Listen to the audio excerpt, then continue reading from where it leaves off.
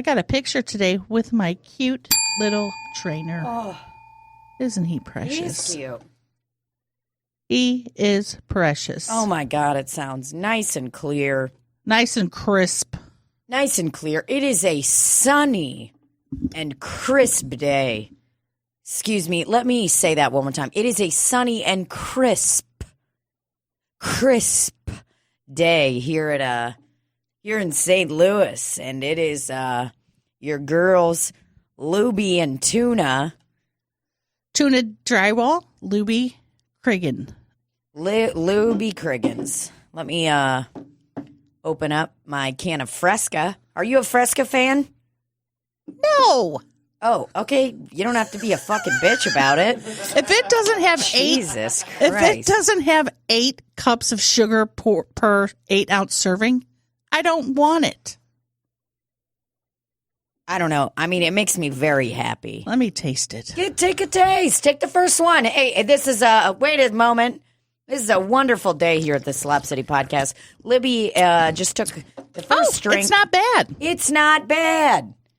Just let me hate stuff, okay? I just like hating stuff. I let you hate so many things. I am so respectful of how many things you actually hate. What, and you're respectful of a lot of things that I hate. Name one. My clear, crisp American soda.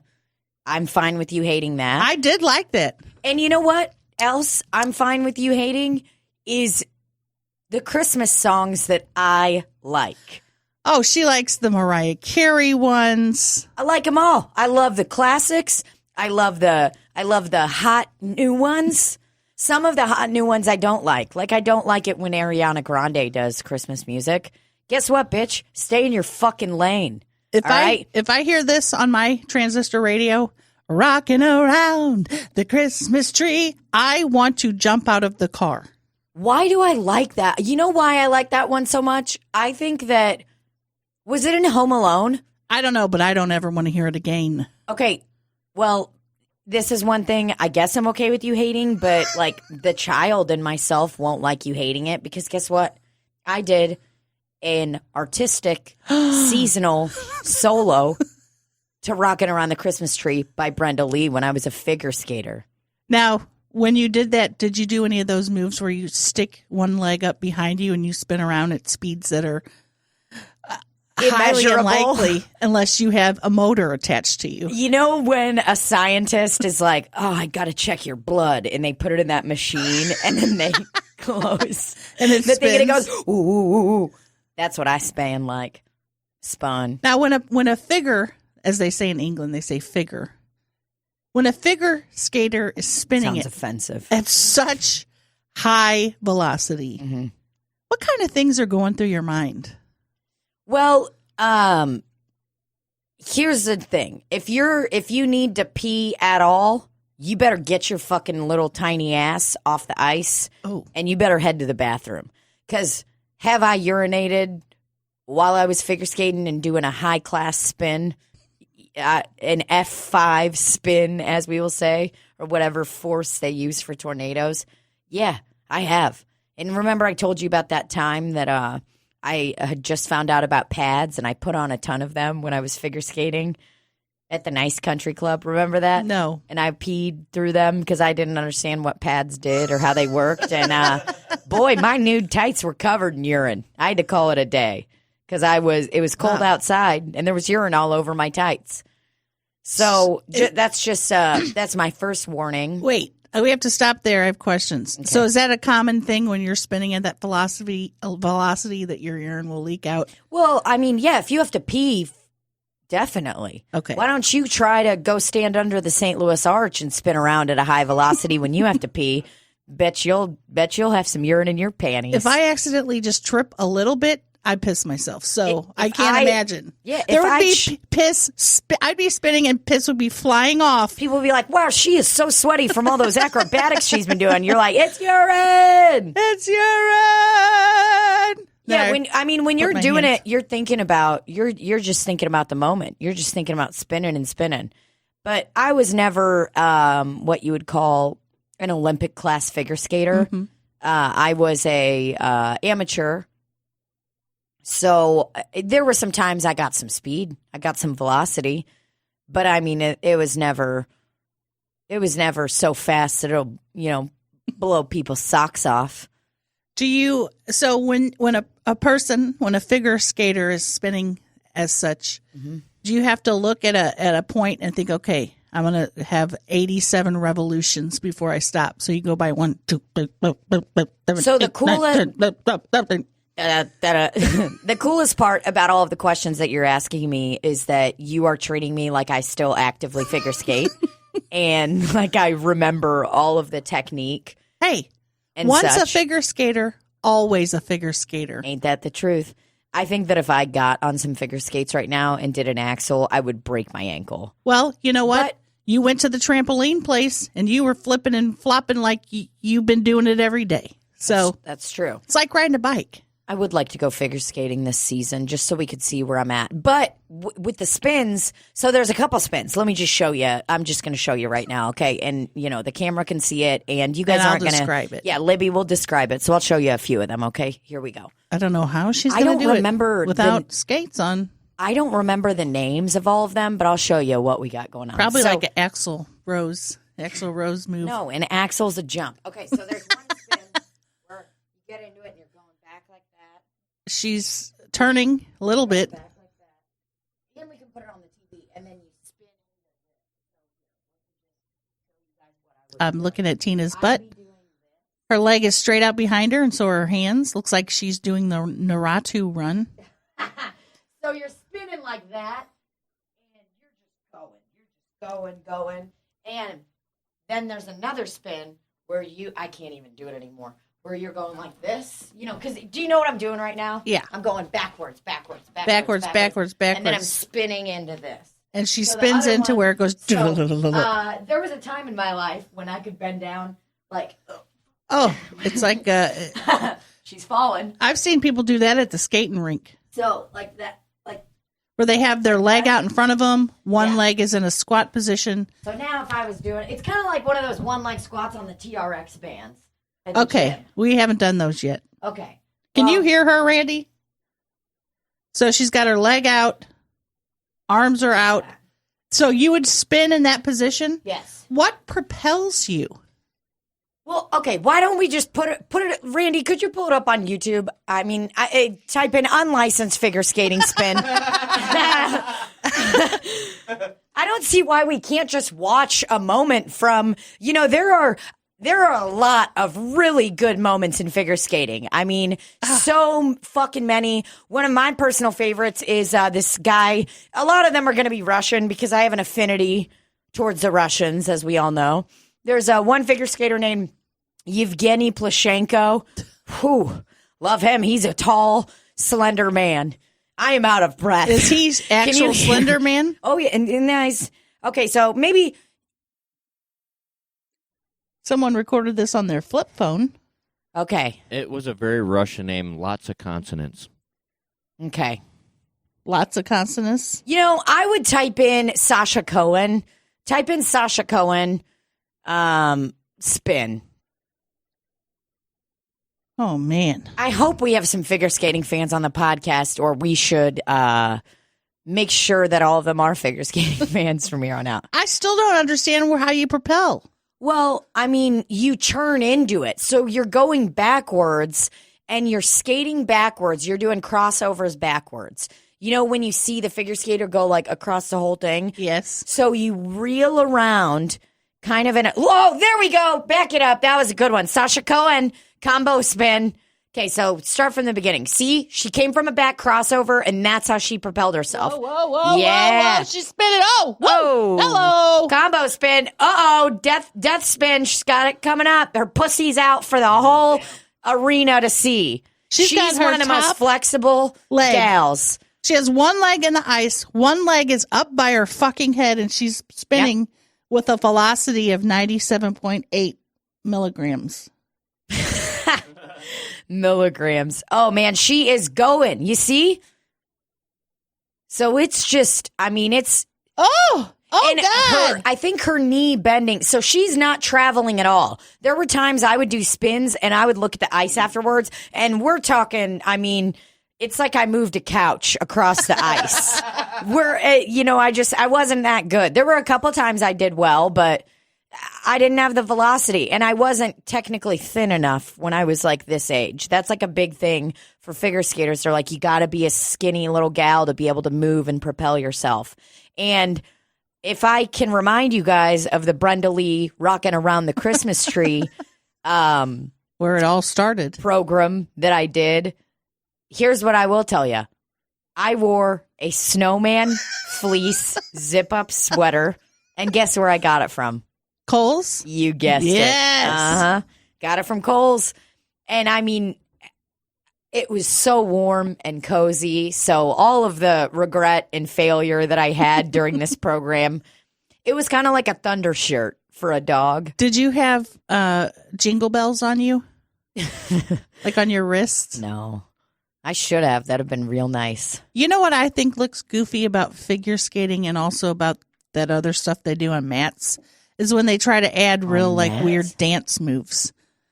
Oh yeah, you with don't their like arms that? And they're like, well, that's where you get that freaks me out. Some of them are better than others. There are some people that you watch on the ice when they do that, whether it's ice dancing, figure skating, or like the floor, floor dancing. It's a real thing. Oh yeah, they've got competitions for it and stuff. They do a lot of lifts and stuff. They don't do as many spins and like jumps. So those are the people that are very good at it, at dancing on ice. But then you get the awkward duckling every now and then who tries to do her sexy, like, don't, and you're like, ew. Get off the stage. Get off the stage of ice. People don't love it. Because, I mean, I'm trying to think of somebody who is really awkward. Type in Alexei Yagudin on there. Yeah, like he'll know how to spell that. Alexei space YA. See, he's got his own page. That's him. Boy, pouty. Not 2017. We don't try. Yeah, there it is. Triumphal Performance 2002. Oh, shit. Man, I mean, this was good. Anybody that follows figure skating, which is probably none of you. Oh, I love it. Somebody loves him. And we just want to let you guys know. I'm not sure we can play the sound. Randy's got it muted, so I would assume it's unlicensed. But this was one of the biggest performances. Now he's got gloves on. Oh yeah, you'll see him though. You'll see him move and shake, and you're gonna lose your fucking mind because he is good. I can't remember what song he did. Can we play it audibly for us or no? We can't. Randy doesn't want to take chances. He kind of looks like he's doing some mime moves. Oh, check it out. Okay, so super fun. We do not have English-speaking announcers, which is okay. Oh, man, he really gets it in this one. See the back crossover? He's getting ready to do a jump. What's he going to do? He's walking around. He's got some power. Oh, triple toe loop. Dribble. Double. He did like a triple. He did like a hop, jump, hop. Already, I would be out of the game. Well, I mean, this man, he has just got some really sexual energy coming off of him. Oh, doing some cross. Please pause this. Please pause. Why the fuck is that going off right now?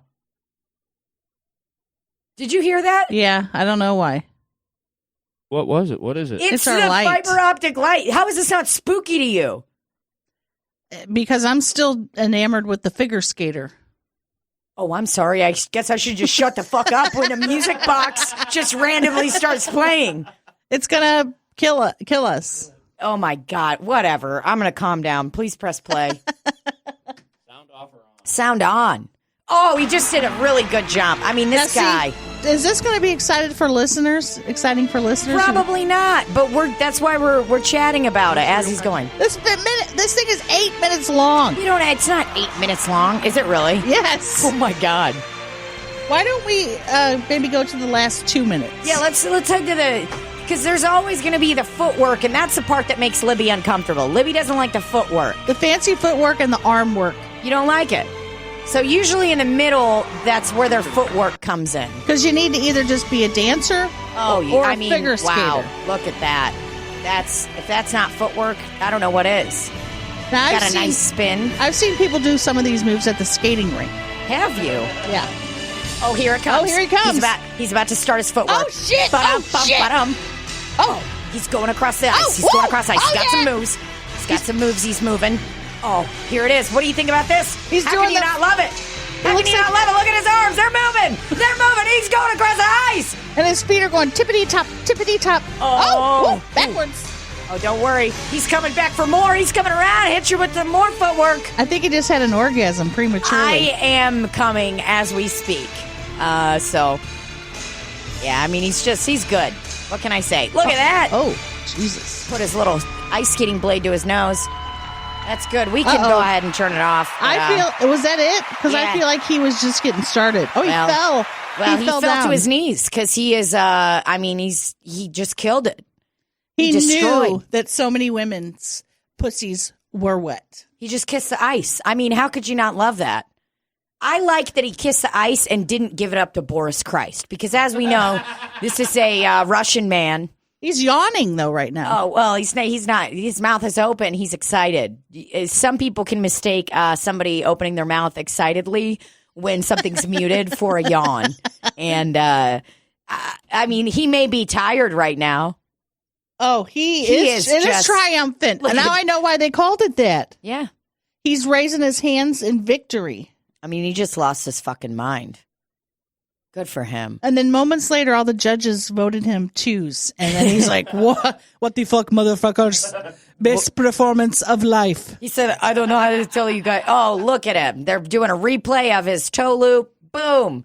He got it. Killed it. They show you every single jump. And this was the 2002 Salt Lake Olympics, everybody. He kissed the ice. Is he wearing a cross? That kiss on the ice was very dramatic. It was very sensual. Because let's be honest, the ice has nothing to do with his performance. It was all him. Oh, yeah. So do you guys know about the, every time you finish figure skating, they throw stuffed animals onto the ice? I did not know that. Yeah, so that's when you're at a competition, when you're at the Olympics, that's why they always will be holding, when they're in the box, the Judgment Day box. Bum, bum, bum, bum, bum. Bum, bum, bum, oh, he's doing the sign of the cross. Oh, God. Well, we all know that he's sending vibes to Boris Christ. The guy next to him says, don't let Mother Russia down.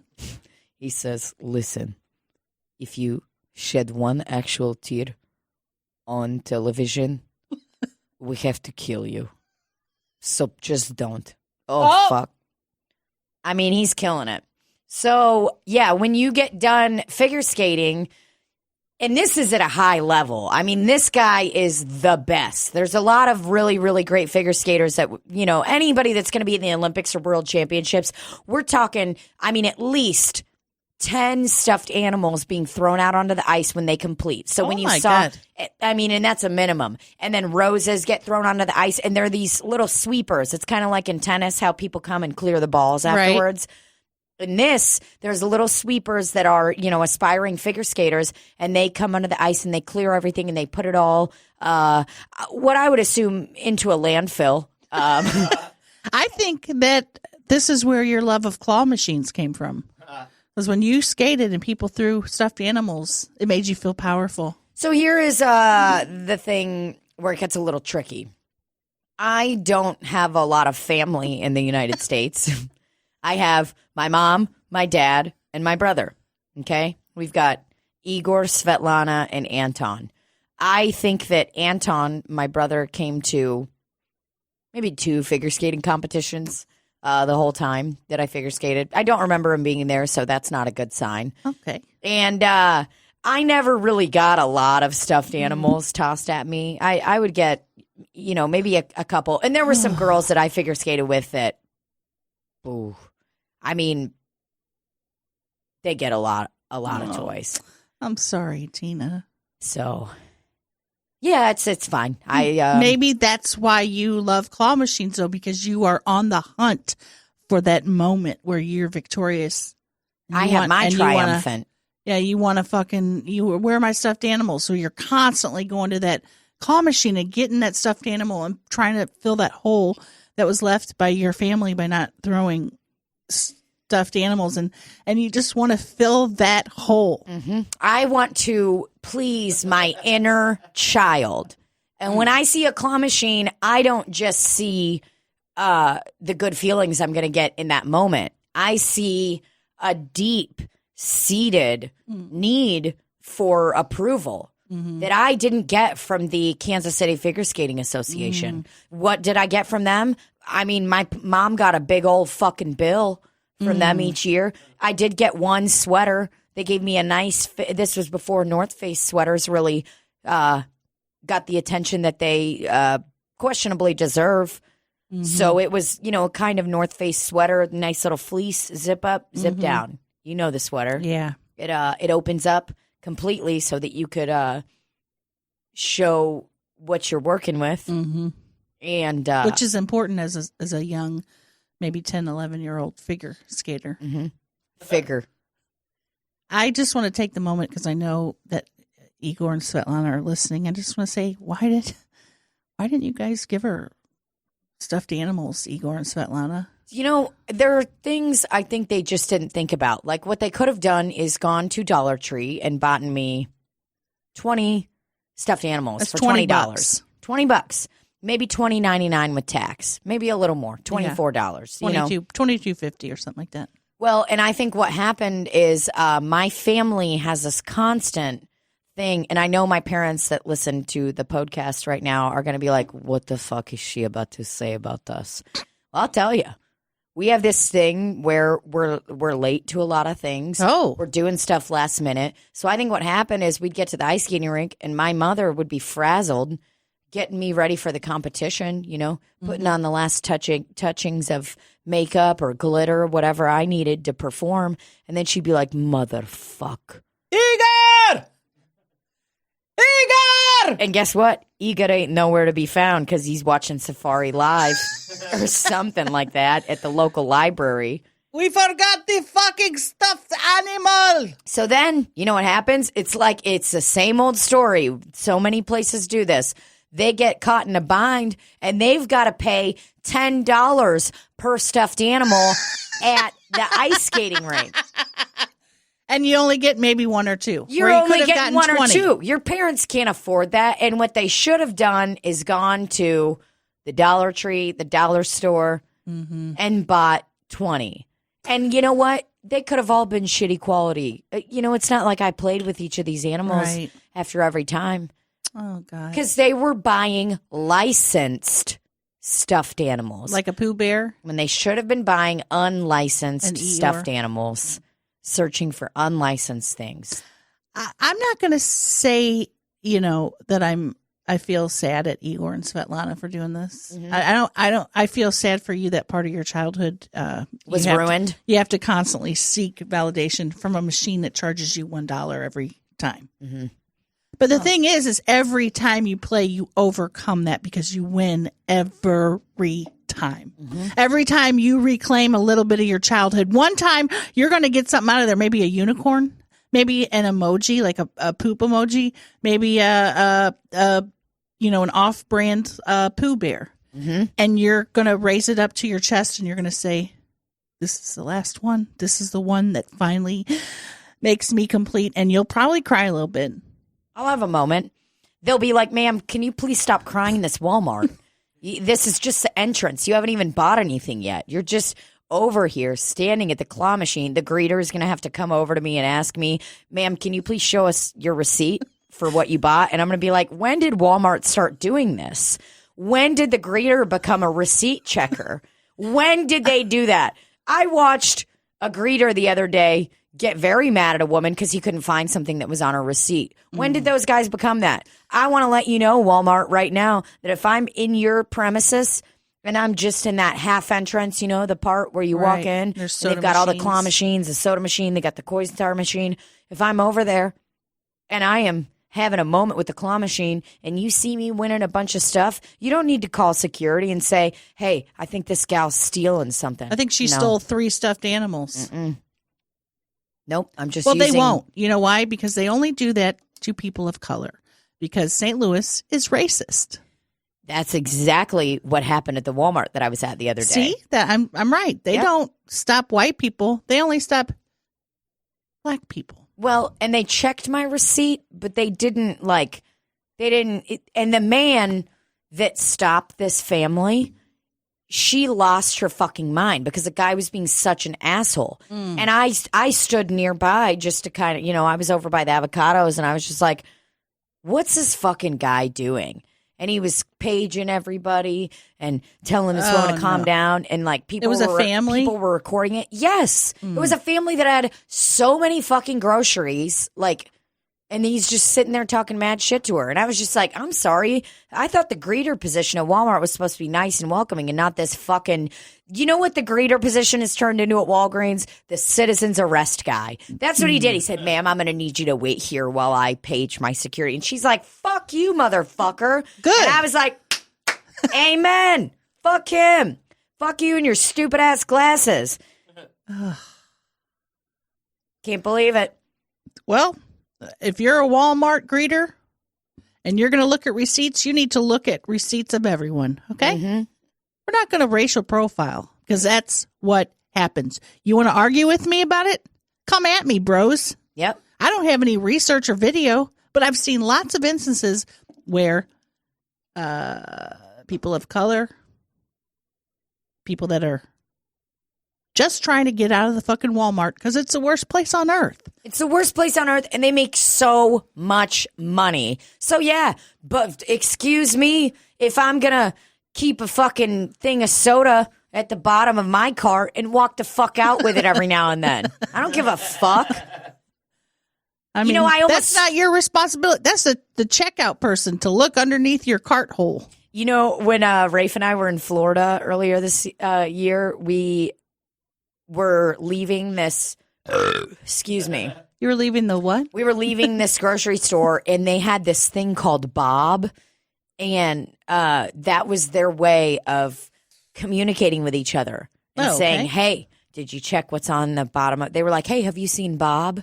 It was like this cult-like statement, but we saw something like over by the employee thing or whatever, like that was their way of saying like, hey, check the bottom of the cart. What does Bob stand for? I don't remember.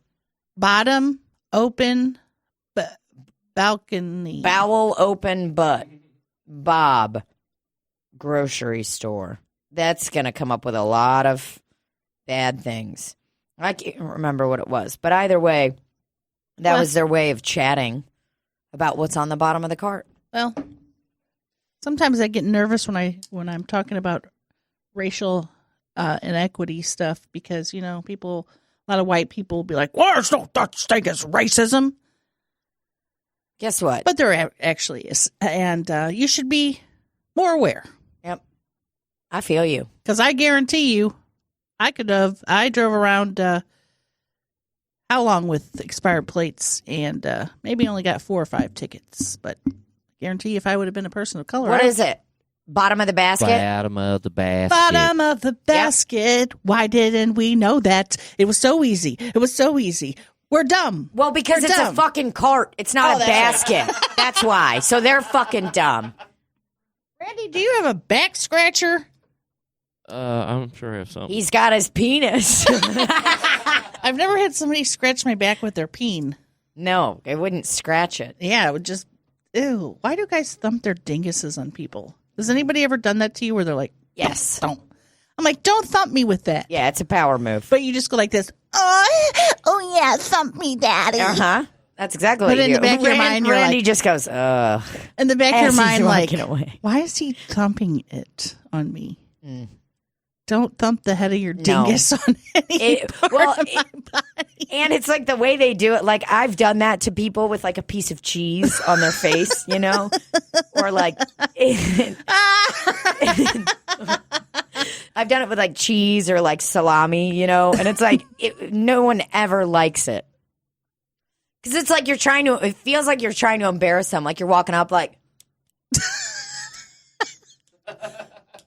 Hey, chump. Even my God, Randy. Thank you. He got me a clear hanger that he took from probably that clear hanger looks like it's been in a house that smokes inside. It's got like a nice kind of brown haze to it. Oh God, it feels good. This looks like you got it at Grandpa Pigeon's in the 80s. That's a very old store. I was just about to say, I don't want to embarrass anybody, but I don't know what Grandpa Pigeon's is. It was like just a very old, like a discount store. A step below Walmart. Yeah, somewhere like between Piggly Wiggly? That and a 5 and dime. I remember when I was a little kid, they had guitars there and amps. Real at Grandpa's shitty Pigeon? At Grandpa Pigeons. Oh, Grandpa Pigeon. Grandpa's Pigeons. Now, at the corner of, is it DePere? There was a big one, like right over in this area that we would go to all the time. Ooh, man, this hanger really hit the spot. I like that we're just going to keep it up here. That's very nice. Yeah, I'm going to keep on scratching just in case. Let Mama scratch. Come on, let Mama. Come on, honey, let Mama scratch. I forgot about that. Let Mama scratch. Come on, Mama's itchy. Let Mama scratch. Come on, baby. Come on, give Mama a scratch. Let her scratch. Just let her scratch. I'm just a little scratch. Oh, God. I am so fucking sore. They kicked my asshole at boot camp on Friday. What things Which did was you yesterday. Do? Okay, so I'm going to lay it down for you. Oh, I'm going to keep scratching. Let Mama scratch. Let Mama scratch. Come on, baby, let Mama scratch. Don't interrupt. Just let Mama scratch. Just let her scratch. You go out with your friends and hang out, but Mama's going to be here scratching, okay? Gross. Gross.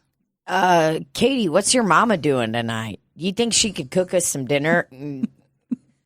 I'm going to be scratching. Let Mama scratch. Did your mom just say she's going to be scratching? Like, is she a DJ? What is she's scratching records? They walk in and you just have both of your hands vigorously in your pants. Scratching away. Yeah, man, they fucked me up at boot camp on Friday. Which, by the way, we never addressed that I concluded my first 6-week boot camp with one miss. I did. Give it up for Teener. Yep. I did 17 out of the 18 workouts. I missed one because I got very drunk at Lizzo the night before. That's still an A+, isn't it? It is. And I was very, very transparent with the class. I said, I'm very sorry that I missed on Wednesday. But I went to the Lizzo concert on Tuesday night, and I got destroyed. And they were like, that's fun, good for you. And they all smiled and high-fived. And it's a 94.4444444%. That's an A. It's great. I'm proud of myself. And then I started a second cycle, because why not? I'm feeling good. Keep it going. I like it. Makes me feel good. I show up. It's nice. I moved my time from 5:30 a.m. to 6:30 a.m. though, because I live a very lavish lifestyle. A lot of scratching going on. Very late nights, right? Sometimes, and it's 5 a.m. is a little too crazy for me. Well, that is incredible. Mm-hmm. Did we start at the same time? I think so. I think we started right around the same time. I've been going for 6 weeks too. Yeah. Because I think I'm in my 7th or starting week 8 on Monday. Maybe, yeah, starting let week 8. Mama scratch, damn. Come on, baby, just let Mama scratch. Just let her get one good scratch in before you start messing with her. On Friday we did 5 sets of 20 reps. So we did 100 reps total of each exercise. So we did 20, and then you run a lap. Come back, 20, and then you run a lap. So we did kettlebell swings, we did chest presses, we did bent rows, and then we did, what was the other one? A squat to a press. And boy, they fucked me up. I am hurting. I am hurting today. The kettlebell swing, does it go between your legs? Yes. I'm always scared it's going to hit my cooter bone, and I've said that out loud. Mm-mm. Once you get the right form, you're golden. It's all about thrusting through the hips. I see people, and here's the thing. I'm not a trainer, so I'm not going to walk up to somebody and just espouse my opinion on them. Because if someone walked up to me while I was working out and said something like, "You're not doing that right," I'd be like, "You better get the fuck out of my face right now before I fuck your whole family." Oh. Yeah. That is a very extreme reaction. Well, where's the trainer? Maybe I should dial it back a bit. That's a bit aggressive. Why isn't the trainer walking around checking form? Well, people, I think they're doing the right form. It's just, it's a hard thing to master. Like doing the kettlebell, whatever, swing. I had trouble with it for like a long time, but I went to that one gym where they were like, they would come through. And once you do it for the first time, you're like, oh, that's what it is. It's through your hips. You know what I'm saying? Where I think people lift with their arms a lot when they're doing the kettlebell swing. And it's like, no. You use your hip. You hold the thing in the same spot and you use your hips to thrust. Hump it? You're essentially humping the KB, the kettlebell. So. Love it. It's hard. It's real hard. Kettlebell swing form. Randy's looking it up. Unlicensed kettlebell swing form. It's tough, man. Ow. It'll get you good. The kettlebell swing gets you because it gets your core. It gets your butt cheeks. Oh, yeah. Check him out. Look at his thrust. Oh, boy. He's like, takes his butt cheeks and squeezes them. Yeah. I could not stop farting on Friday at boot camp, too. Really? Yeah, it sucks. Audibly? No, because like they have music playing really loudly. And I always strategically place myself at the end so that if I am farting, I'm not in the middle of people. Oh, my God. Oh, yeah. Look at that guy's form. This man is showing us how to do a kettlebell swing. And boy, he looks good. See, you place it nicely in front of yourself and you grab it and you push it. Yeah. And you shit out a big turd. He's got what looks like a foam roller right behind him. He's getting ready to do a kettlebell swing. So as he does the swing, he's going to grab that foam roller and he's going to shove it in his ass. Oh. And then he gave us a thumbs up. Oh, there he goes. He's getting ready to grab the kettlebell. Look at his leg muscles. Oh, they are vibrant. It's all fibrous. This guy is real. It's a Men's Health, so this does not apply to Libbie or I. But you take what you like and you leave the rest. He's like, grab somebody's tit. Put it right behind. Oh, thrust. Yeah, see how those butt cheeks clench? That's what I'm talking about. Oh my God, is he hard? He's pretending he's fucking abroad. I watched this documentary yesterday called Game Changer, and it's all about being vegan. Is it a game changer? It was a game changer for me. Arnold Schwarzenegger was in it. Mm-hmm. And we all know how much I love him. Well, I would really love to go vegan because when I think about animals, I get very sad. I am honestly thinking about it, and I'm not trying to.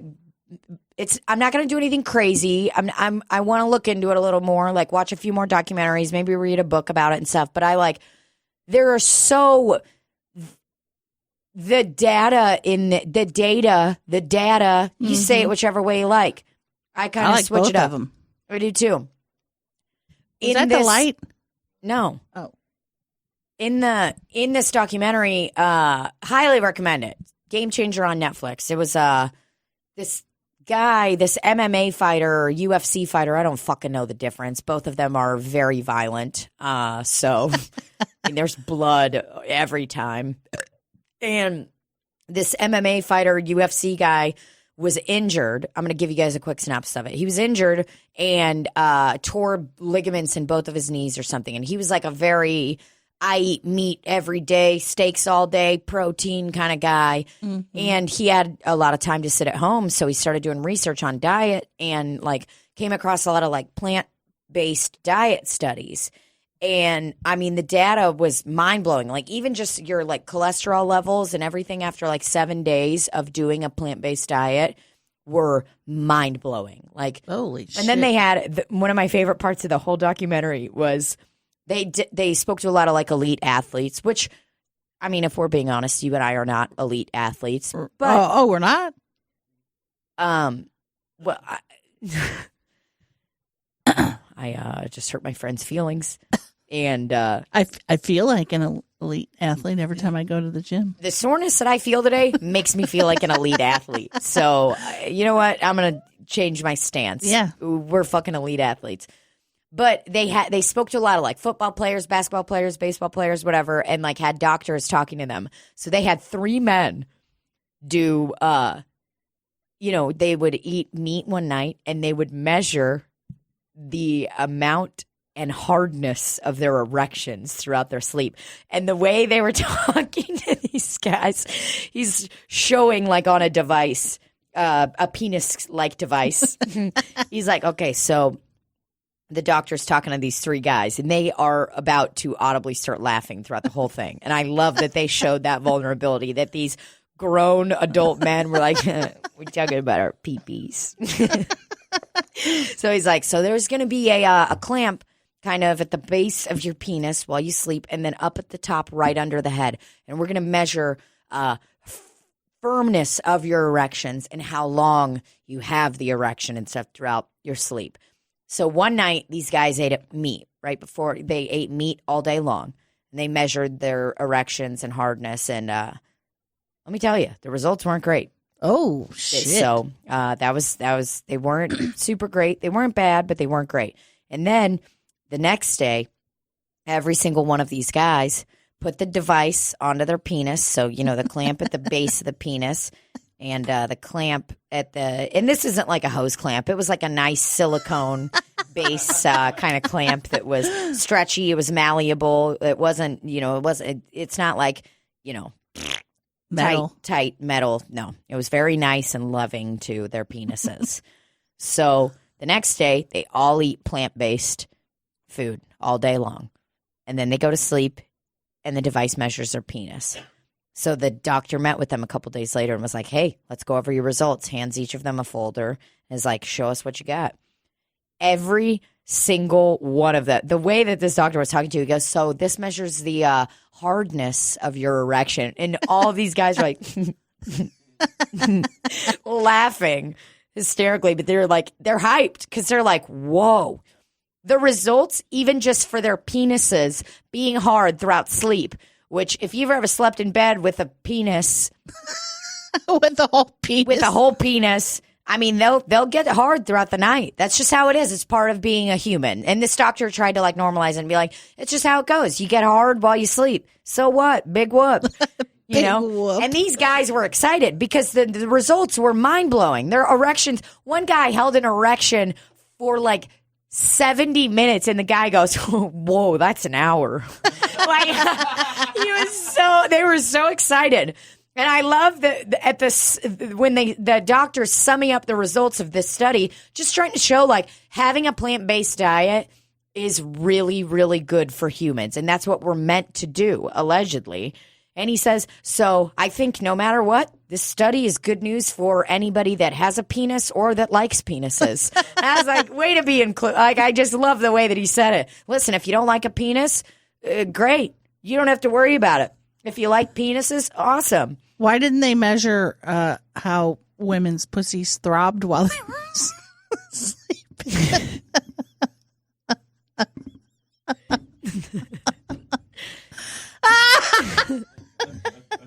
Chelsea always says makes my pussy throb, and it makes me laugh so hard. And this says vegan diet can't boost erections. Whatever. Get the fuck on. Something Randy Googled. Some fucking propaganda. Some fucking erection propaganda.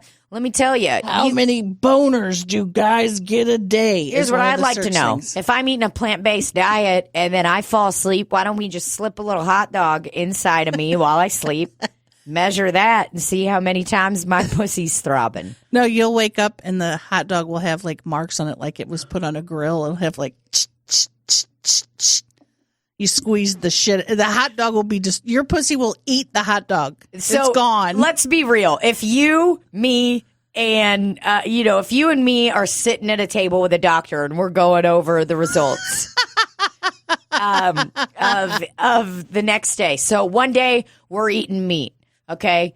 And one day we're eating a plant-based diet. So I would say the meat day, and this is the constant of the experiment. We're taking what do you think, a bratwurst or a slim hot dog? I don't want to put any pressure on anyone. Let's say like a beef frank. A beef frank. Okay, so pretty standard. We all know what a beef frank looks like. And we're not talking about baseball beef frank that's super long. We're talking about store-bought beef frank. It's about what? What do you say that is? Bun 6 inches? Bun length. Not longer than bun, just bun length. And just kind of the standard print of a hot dog that you see and you're like, that looks like terrible quality. That's the kind of hot dog we are entering inside of ourselves. Right. So I would say that if we eat a meat-based diet, the results are going to be just totally measurable, because what's going to happen is, you ever put a hot dog in the microwave and you put it in a little too long, it kind of busts out. It opens up.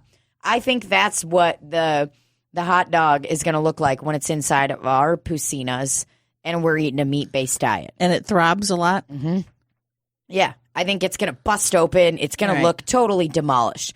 I bet if we eat a plant-based diet and the doctor pulls out the hot dog out of our Pucinas the next day, I think it's going to have perfect grill marks on it. So what camp do you want to be in? Do you want to be in the grill marks camp? Or do you want to be in the exploded hot dog? I think also we could use maybe a cheddar brat, because if you overcook those, they're done. You won't taste any cheddar. You won't taste. If your pussy throbs just the right amount, when you eat a plant diet, you'll have creamy cheese inside of your bratwurst. Exactly. And you want that cheese. You want to take a bite out of that bratwurst and you want there to be the cheese there. Right. So the thing that is a bit upsetting about the study is that generally if you're eating a plant-based diet, you would not like to put any meat inside of yourself. So yes, we are eating a plant-based diet, but we are putting a hot dog inside of ourselves. And this is we had to come up with this because they didn't do this experiment on women in this film. They only did it on dudes because the world is centered around a man's dick. Do you know what they had a woman in there for? They had actually 2 women that were athletes. One of them was like a biker, and one of them was a 400-meter runner. And they are both plant-based diet eaters. And the biker was like 35 years old, and everyone's like, she's too old for the Olympics. Well, guess what? Bitch went on a fucking plant-based diet, and she fucked the world up. Oh. She was like the oldest woman in the Olympics to win the U.S. Olympics. It was wild. Oh, goddamn. So plant-based diet did something for that gal. And then the other woman was a 400-meter runner. And so those were the 2 women that were showcased as athletes. And that was great. I was glad to see it, some representation. And then the third woman that they showed was a wife of a Tennessee Titans football player. And she did all of the vegan cooking. She what? She did all of the vegan cooking. Oh, my God. That was literally her spot in there. But let me tell you, she looked really happy to be doing it, to be cooking for all of those men. And so she's like, I started cooking for Derek, and everyone makes fun of him. And they're like, oh, God, look at his plant-based food.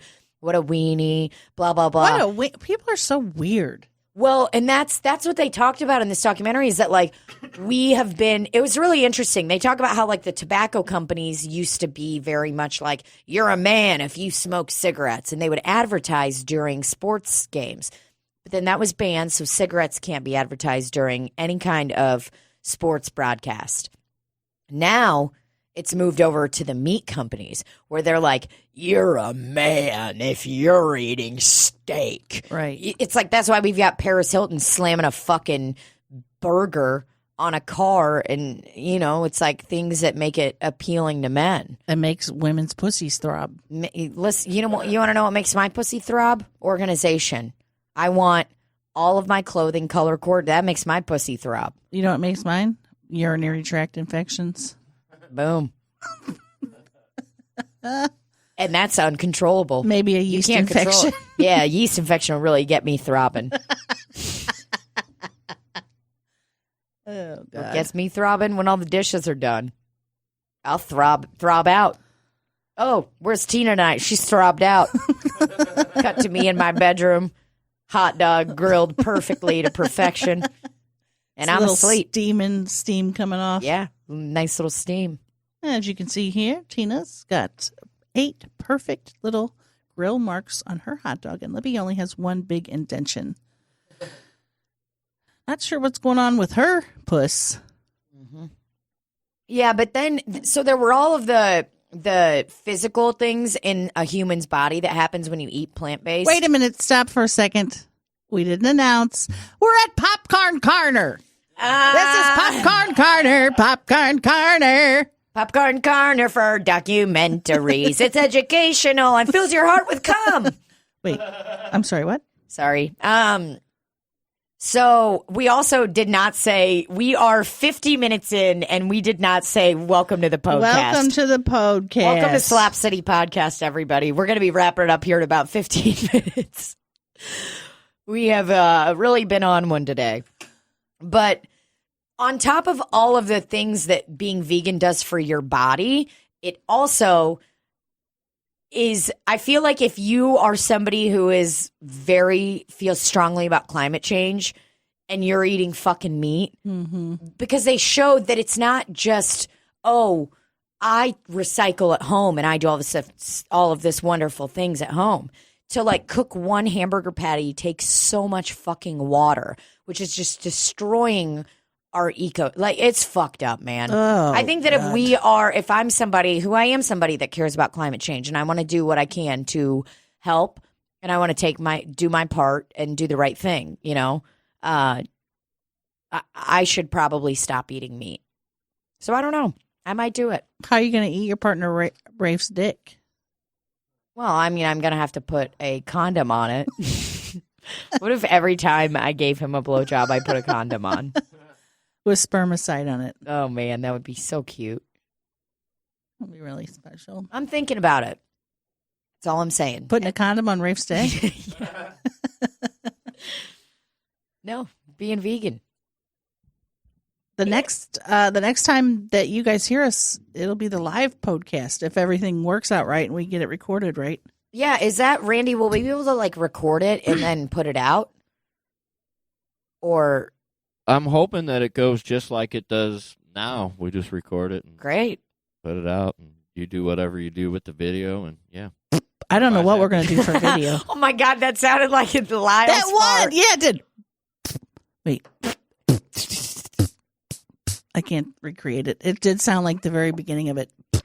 You know, when I was in Nashville, Rafe taped his first TV set earlier this week. Yes. Yeah, the Grand Ole Opry is going to have a cable channel coming out in 2020, and they are doing a stand-up comedy show on there. So that's great, and he recorded his first TV set.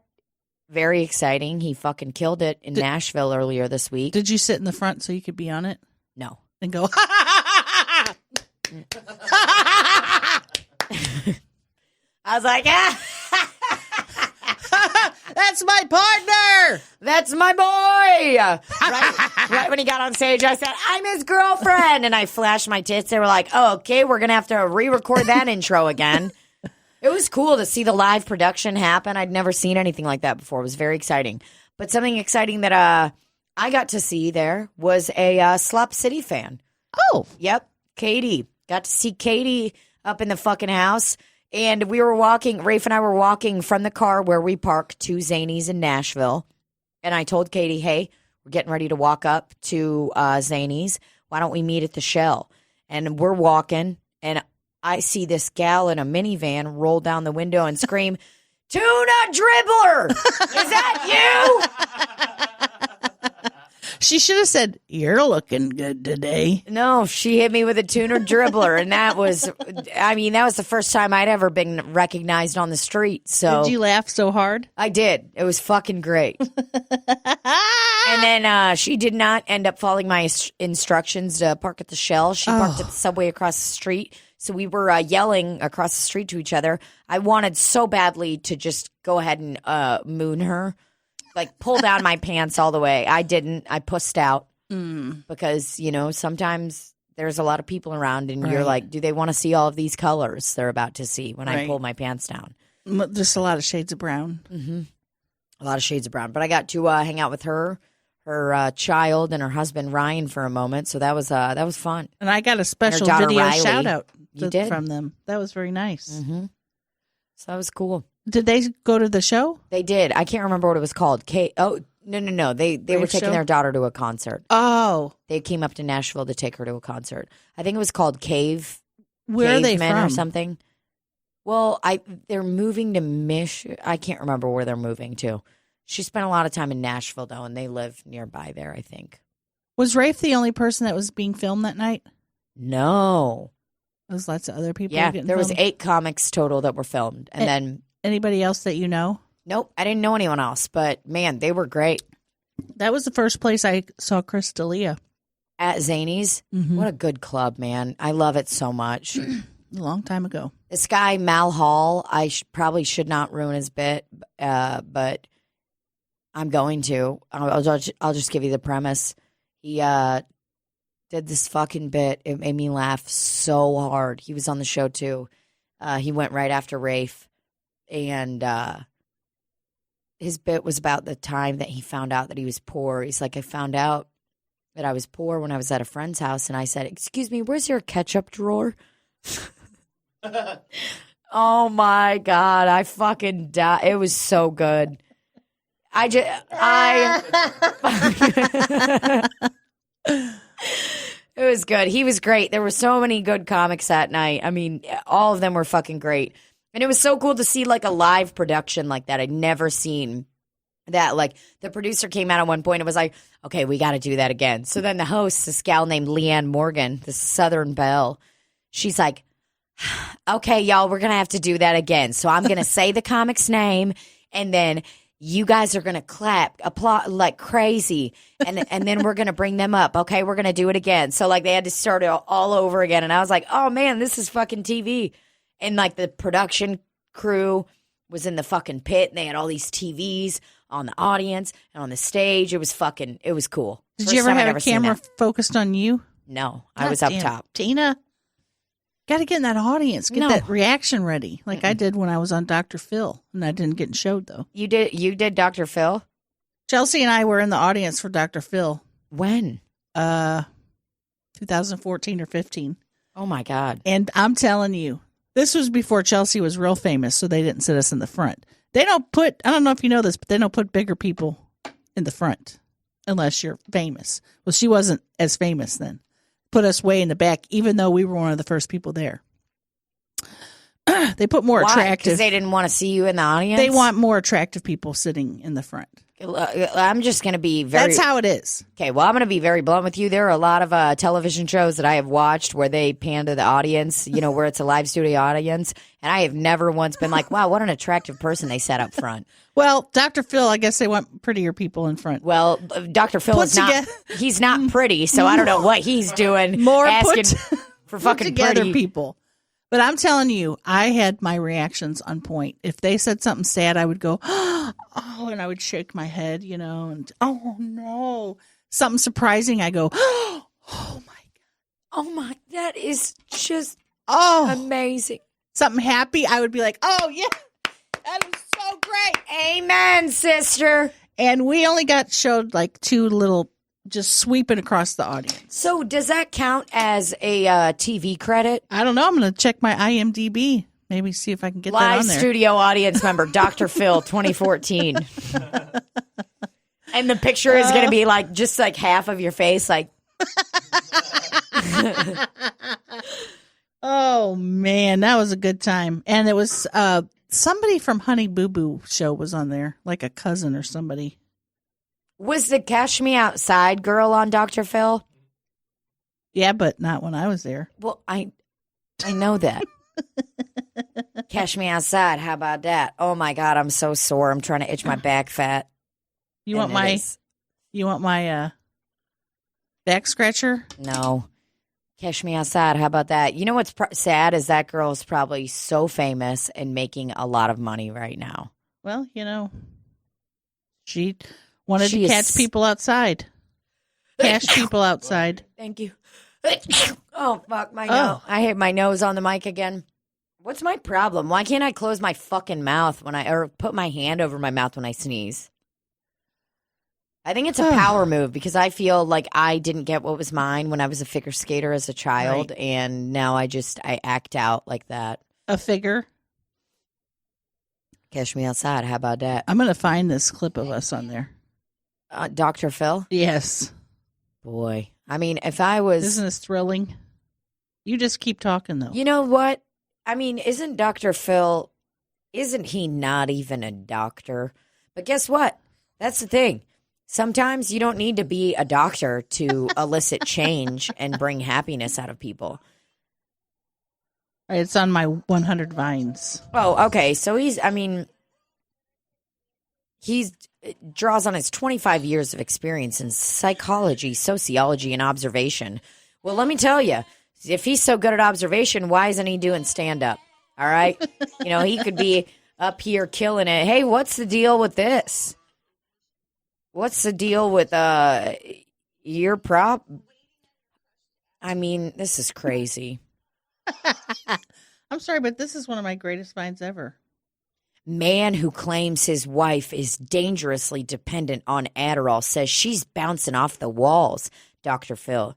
Steve says his wife, Tamara, went from being a beauty queen, competing in the Miss America pageant, to having a successful career as a local news anchor in Los Angeles. What are you reading? 4 years ago, he says Tamara started exhibiting strange behaviors. Well, I guess this is a guy who's going on Dr. Phil. Oh. So he says, Steve says he believes that Tamara is dangerously dependent on the prescription drug Adderall, which Tamara adamantly denies. She says she loves Adderall and everything it's doing for her life. I'm trying to give birth to my adventurous side, she says. Let me tell you something. I've abused Adderall many times in my life, and never once was I like, I'm trying to give birth to my adventurous side. Usually when somebody uses the phrase give birth, they're talking about a child. Right. They're not talking about a side of them. I would never once say that about, when I got off drugs and I came back into the real world, I was never like, I'm giving birth to my true self. To my exciting side. Because giving birth is painful, and changing your lifestyle is painful enough. Okay, I don't need to be giving birth to anything. Why don't you just say you changed your fucking behavior, Tamara? You got on Adderall, you're having fun, you're cracked out. Is this the clip? Yeah, it goes by very fast. Okay, so this is where Libbie is. It's filmed off of TV, too, so it's really hard to see.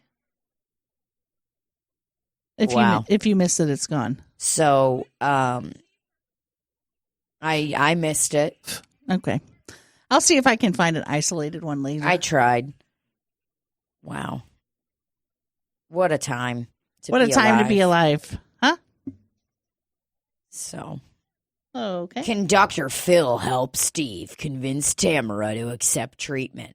Well, to accept treatment, she's got to give birth to her her helpless self, She can't just be giving birth to an adventurous side. Maybe she should go to a claw machine and start filling up the holes inside of her instead of using Adderall. Mm-hmm. Probably not going to happen because she's a beauty queen, and beauty queens don't really... Well, actually, that's not true. I am a beauty queen, and I play on the claw machine regularly. Not as much as I'd like to.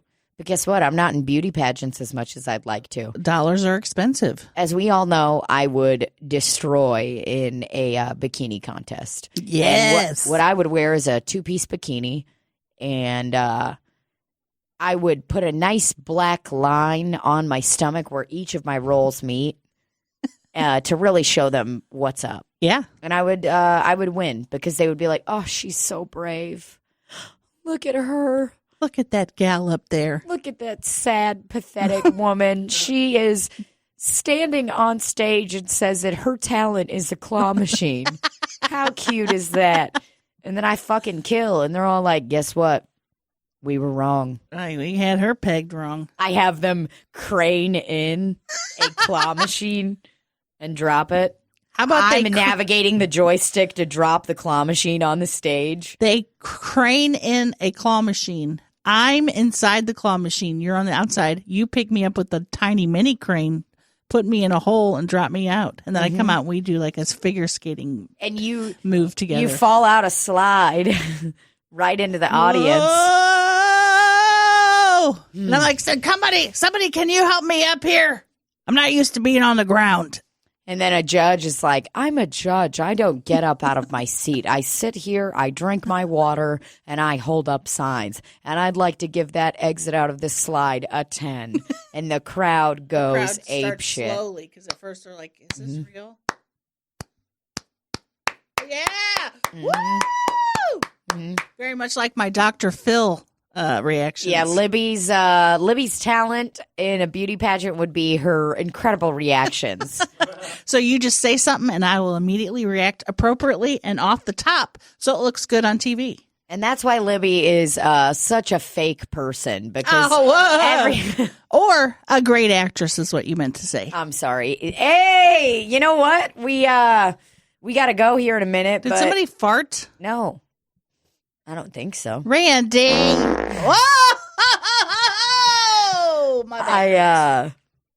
I gotta go pee so bad. Well, you're about to be done. Before we head out, I'd like to welcome you guys. Welcome Libbie Carla Higgins. She starred in Ouija's, and that is now out for your viewing purposes on Amazon, correct? Yes. It's on Amazon through Full Moon Productions. Listen, I have one more thing to bring up before we go. Okay. You know Natalie Eats Plants, I think is her name. Yep. Messaged her yesterday about being vegan. She brought up something that we said. We called people citizens, I think. And I think we should seriously consider calling, instead of customers, citizens. I think we should put this up for a vote on the Facebook and Instagram. Okay, can I tell you something that I have not told you? My partner, Rafe, at home, when I told him that we had accidentally called our fans customers, yes, he said, "Are you fucking kidding me? Why aren't you calling them slop citizens?" So I think they're onto something, is what I'm saying. I think that Natalie Eats Plants and that my partner, Rafe, are onto something because he said that and I was like, God damn it, that's good. That's good. We're changing it right now then. Yeah. We're not putting it up for debate. And that just happened organically. Yep. I think we got to change it. I said, damn, that's brilliant. And she's like, well, you guys said it. I guess we said it. I don't remember. Guess what? Slop citizens. Thank you so much for listening. It sounds so much. It sounds way more crisp. It rolls off the tongue. What are you doing? More. You getting ready to video me? Me? Yeah. You were holding up your video like you were holding up a video to take a video of me. I was trying to turn it. Because I was trying to see Natalie's message. Yeah, I mean, I think, Randy, what do you think? You like slop citizens? Love slop citizens. She said, also, you guys should definitely call Slop City fans slop citizens. And I said, citizens, oh my God, in all caps. That's what you guys said on the podcast in the last episode. And I was like, oh my God, why don't you call us that? And I think it's so cute that she is like, call us that because she knows she's in that group of citizens. She is a slop citizen. And guess what? Natalie Eats Plants might be the reason that we both go vegan. So, well, I wouldn't go that far. Okay. Not me. I'm not ready for that. I'm making too many changes right now. Yeah. I do eventually, though, really want to go towards less animal products. Boom. Because it's cruel. It's very cruel. And Slop Citizens, we thank you so much. The cool thing is that the customers deal will only be for true fans. They'll know about the customers. So, if you are an OG Slop Citizen, then you can call yourself a customer. We are fine with that. I am totally fine with that. Also, if you want to be very particular about your podcast pronouns and you just want to be called customer, we'll respect that. Because Absolutely. we're all about respecting what podcast pronouns you want to be called. I love that you used a double P on that. That's really nice. I love it when podcast pronoun. Libbie's scratching right now, Mama, and let Mama really itch. Let Mama scratch, baby. Let Mama just itch it. So, if you prefer your podcast pronoun to be customer, fine, no big whoop. Is that really a pronoun? No, but that's what we're going to say. And Slop Citizens, thank you so much. Good night. We'll see you next on The live recording at Flyover Comedy Festival. With Jenny Granelli. Jenny Grazingo. Jenny Zagrino, everybody. Again, she's been on Conan, Comedy Central. She's good. You're going to love her. We are going to have so much fun talking to Jenny Grazingo. Grizzly Bear. Jenny Driver. Jezebel. Not related to Adam Driver. Jenny Gaffigan. Yep. Jenny Zagrino. We are doing her a big disrespect by constantly mispronouncing her name. So Jenny Zagrino I love you, Jenny. She'll be our guest. It's going to be fucking awesome. And we're going to put that up, hopefully, just like we normally put up the podcast on, on all the platforms. And then hopefully we'll have a live video recording of it. So let's get ready to rumble, Slop citizens. I'm ready. I need to urinate. Bye. And, I love you. We love you. Thanks, Slop citizens. And cut.